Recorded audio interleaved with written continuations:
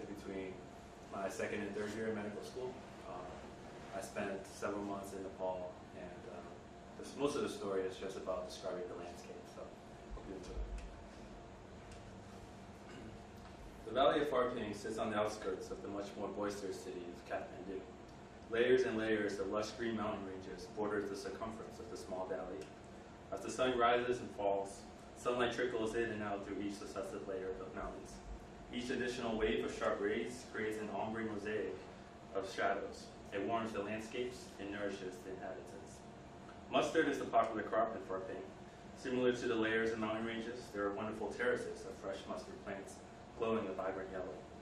Stocky Nepali farmers tend to these plants, laboring away with strength and diligence, with heavy burdens loaded on their backs, and interestingly, across their foreheads. Despite their well-orchestrated lives, they maintain an openness to casual conversation and have warm, inviting eyes. The contours of their body show that they live arduous lives, but their gentle smiles show a connection to everything they encounter. An enormous statue of Guru Rinpoche, an extremely important figure in Tibetan Buddhism, sat to the back left side of the Tibetan medical clinic where I worked. Guru Rinpoche was everywhere. The way he is depicted shows a set of piercing eyes and delicate facial hair. It is a face that exudes a sense of sternness.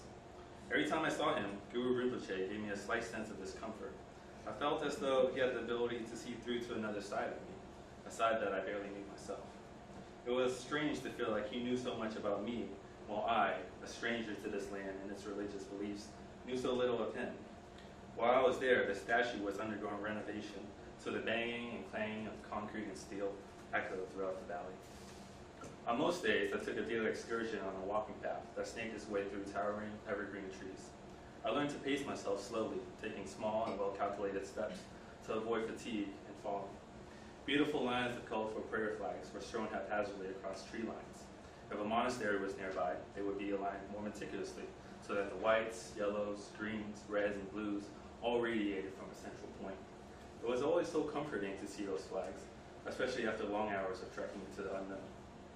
Eventually, the footpath transitioned from a narrow dirt track pockmarked with holes to a perfectly aligned stone road. When looking down from certain vantage points, the road appeared like a stone dragon weaving its way up and down the terrain, only to be lost in the overgrowth. After 30 minutes of a straight uphill climb, I would be rewarded with a marvelous view. Looking to the right, one could see the entire metropolis of Kathmandu. A cloud of dirt and smog rested above the city, but bringing the eye's focus just ever so slightly upwards would reveal a vast snow-capped mountain range that glowed in the cleanest shade of white imaginable. The juxtaposition was startling. On certain days, an extremely dense layer of clouds sat atop the Kathmandu Valley. The fluffiness of the clouds would make you forget all about the smog that laid underneath. Instead, it simply looked like the joyful fields of a pristine heaven. Even more amazing was the way the clouds blended into the distant snowcaps. Sometimes there would be a slight gap between the whites of the clouds and the whites of the mountains. A thin line of blue would form and play tricks on your eyes. Other times, the whites would just blend together, and you could never tell that the majestic Himalayas were a presence there. There was a very small restaurant amidst the field of flowers just across the street from the clinic where I stayed. A man who worked in the restaurant became a close friend of mine. He was a humble man named after the Hindu deity Krishna. Krishna was a man who lived a very simple life and by effect seemed to have appreciation, happiness, and peace at all times. My affinity with Krishna was not just because I appreciated his relaxing demeanor. He also had the ability to cook up the meanest meal in the Pharping Valley. Every evening I made my way down to the small hut that Krishna had renovated into a fully functioning restaurant.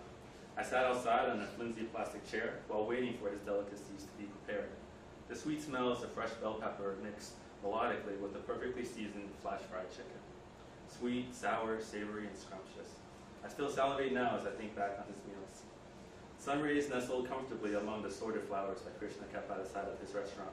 One of my fondest memories is watching the sparkles from the water chugging slowly out of Krishna's watering hose. Life was slow and also relaxing.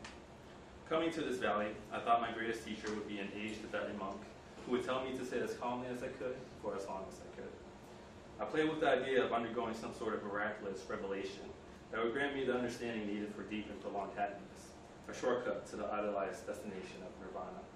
What I got was unexpected to say the least, but now, as I reflect back on it, it was the perfect answer to my life's questions. He had a messy head of hair, shoulder length, that was heavier on the salt than the pepper. His face had the angles of a strong soldier in the Swiss army, but his button nose eased any sense of intimidation that would naturally be given off. His smile stretched from ear to ear in a way that never revealed too many teeth. The result was a devilish look that remained ironically innocent. He went by the name of Jigme, which of course was not his birth-given name. It would have been quite unexpected for a 2 Michelin star chef from Switzerland to be born with such a name. For Jigme, the joys of being a chef have worn away, and he was now seeking to achieve a mental state called the rainbow body. He had been living in Pharping for years and was enmeshed in Tibetan Buddhism and culture. Perhaps it was the fact that we were both fluent in English that created such a strong bond between us. Or maybe it was our interest in life-spirited questions. Or maybe more simply, our shared enjoyment of ice-cold Gorka beer.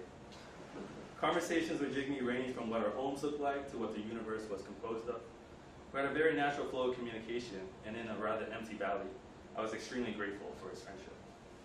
Jigme made me think deeply about my values and my philosophies. He also made me laugh heartily every time he described his love for chocolate mousse. Jigme was of invaluable help to me.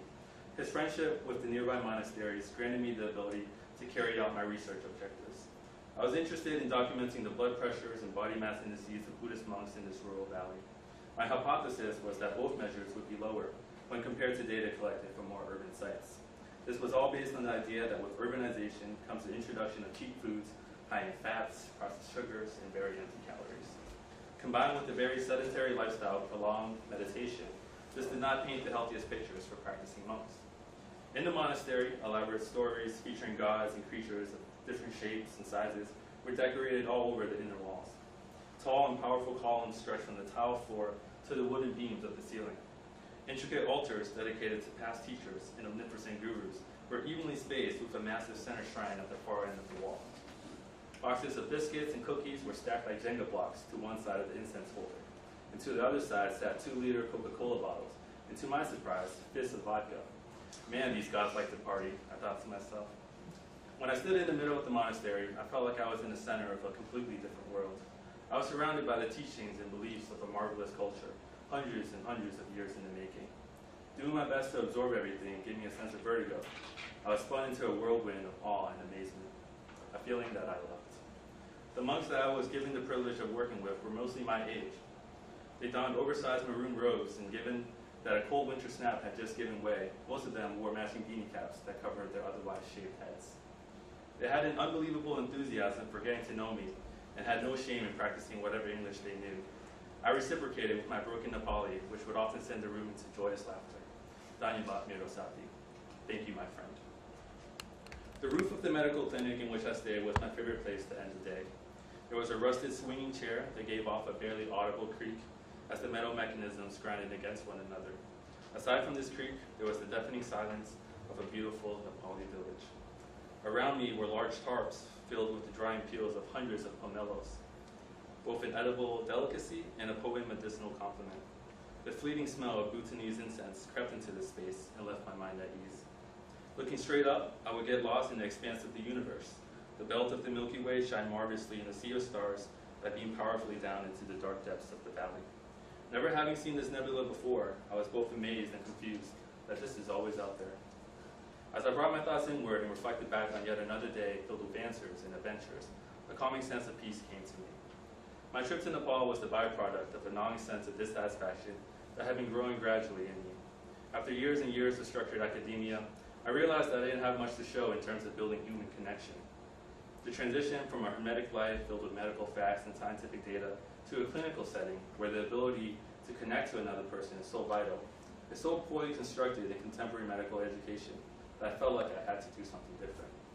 I wanted to build a separate set of skills, a toolbox more designed to understand someone at a personal level and not just a biological level. The travel bug itched and itched, and before I knew it, I was on a plane flying to unknown places. All I had was an improvised itinerary and an extempore set of goals. What resulted was a 5-month-long adventure to a dozen different countries, where I was exposed to unbelievable cultures and captivating marvels made by both man and Mother Earth. I cultivated a greater sense of internal peace and, as a result, a much greater appreciation of my external environment. This wasn't just a trip of a lifetime.